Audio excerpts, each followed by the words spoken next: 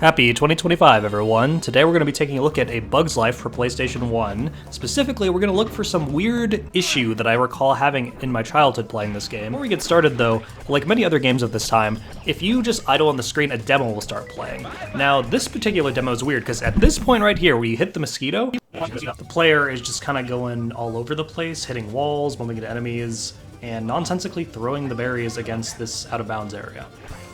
Actually, it has nothing to do with anything, I just thought it was a funny coincidence. So moving on to the Clover Forest level, you're supposed to collect 5 of the bird pieces, but there's a weird little Easter egg the developers left in here, where if you collect all 5 seeds in this level, all near each other, and they're going to just grow 5 different mushrooms. Mushrooms are there, you're going to bounce on all of them without hitting the ground, and you'll notice there's an exclamation mark appearing in different colors each time you hit a different mushroom.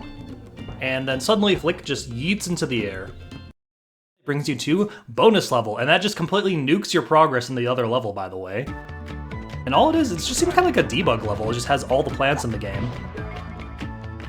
Actually, I managed to freeze the game by doing this and then trying to plant a seed again, and I think what happened here is I just overloaded the game RAM because there's all these different plants. You can still hear the music, and that's going to be important for later.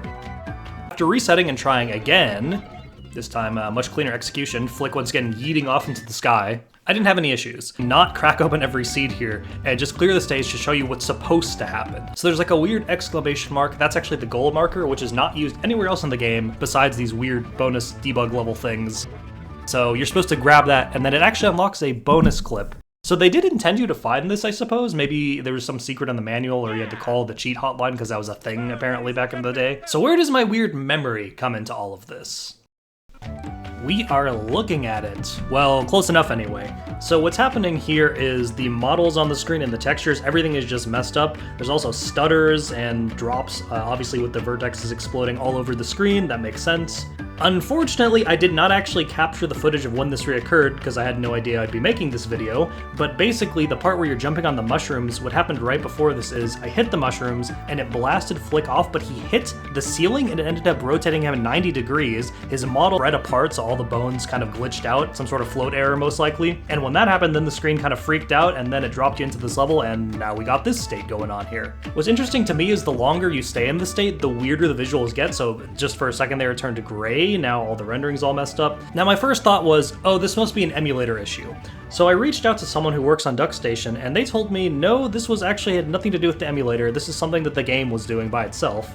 If for some reason you're interested in the raw footage of this game freaking out, I'll drop it in the description as an unlisted video. So what just happened there is I paused the game, that's what that little menu was, and then it made the textures and colors even weirder. Yeah, and so every time I pause now, it just freaks out and changes things up. So that's what that strange block of square is that has the 3 lines. So let's just go back into Clover Forest.